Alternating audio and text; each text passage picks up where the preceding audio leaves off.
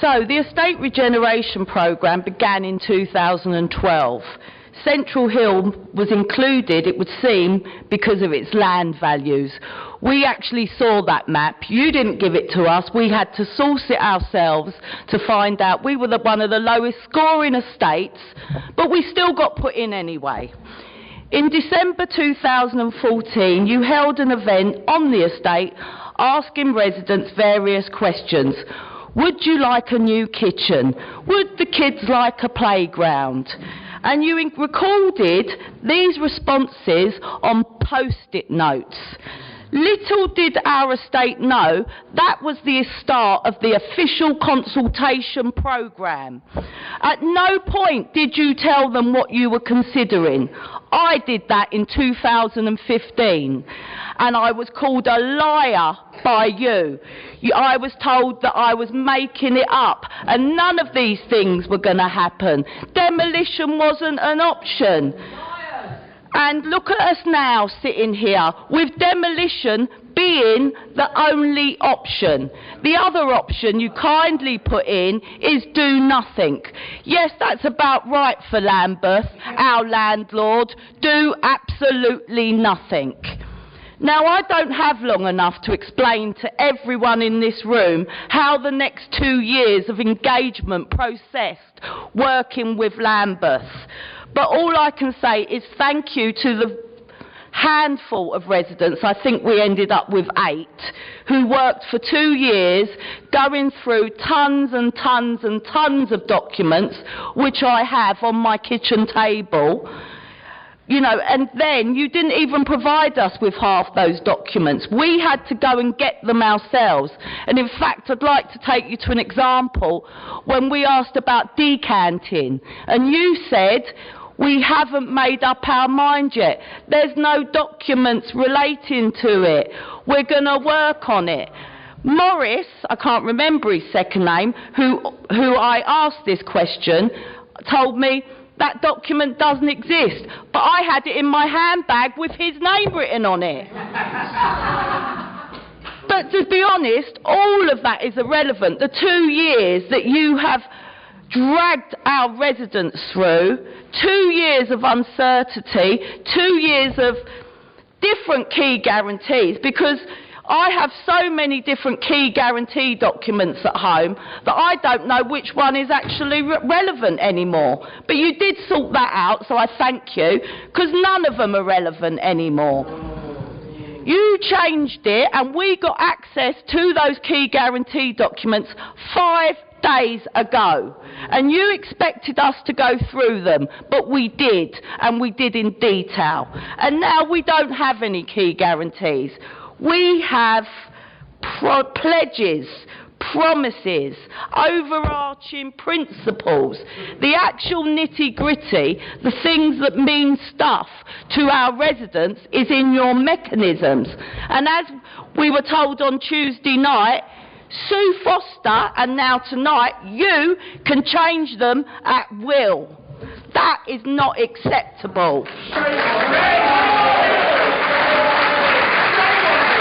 Give you some more examples. You told our leaseholders you would enter into early buybacks with them so that they could sell their homes whenever they liked and they could leave the estate. Now, we've got very, very limited buyback procedures available. In fact, it's now only in exceptional circumstances will you enter into a buyback, and that's after that leaseholder has to go cap in hand to you and explain why they want to move. That is not a free market. You also told tenants you can have a secure tenancy if you move. That's no longer in the principles and is now in the mechanisms and can be changed.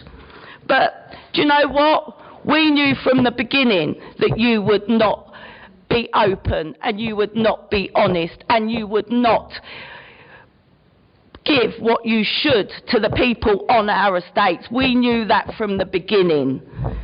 And you say to us on Tuesday, we now have to trust you. Trust you.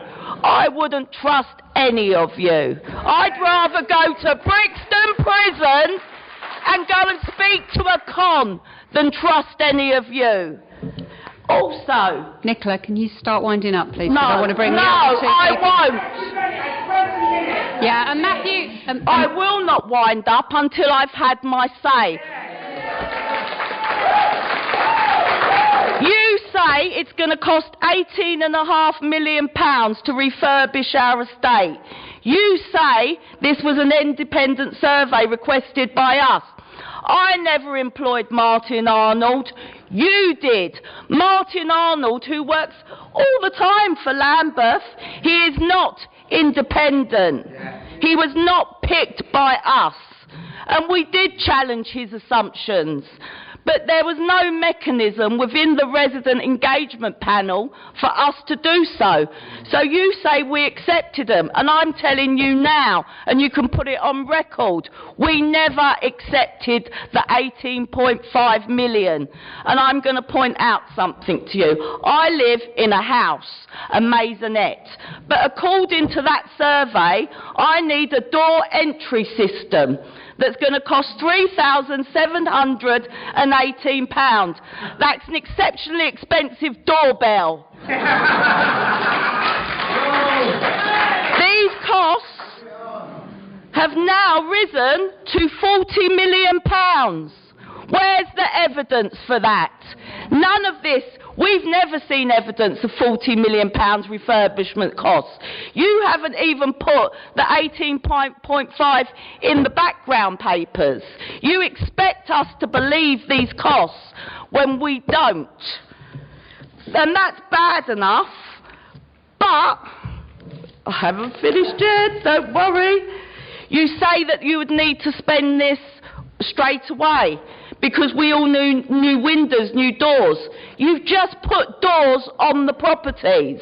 So what, we would need new doors again, new windows again. What we need is new roofs. What we need is a landlord that maintains the properties properly in the first place. And also, I'm going to talk about the so-called ash plans. Ash compiled an alternative for us that doubled the homes on the empty land. But you allowed no financial help, so we had to do that. And luckily for us, Ash did all their work for free. And you have just dismissed it. You said that it could be potentially viable to build on the empty land. Now let's just take a scenario. Actually give us the real refurbishment costs and then the real amount of homes we could build on the empty land, and let's see where we can go from there. That would be the least disruptive for our residents, who 25% of them are elderly. And what is this going to do to them when you force them out of their homes? Okay, Nichola, I am going to try and... Oh, you finished? Great. I'm not going to need to stop. Right. So if you could then move on, Karen. I'm passing over to Karen now.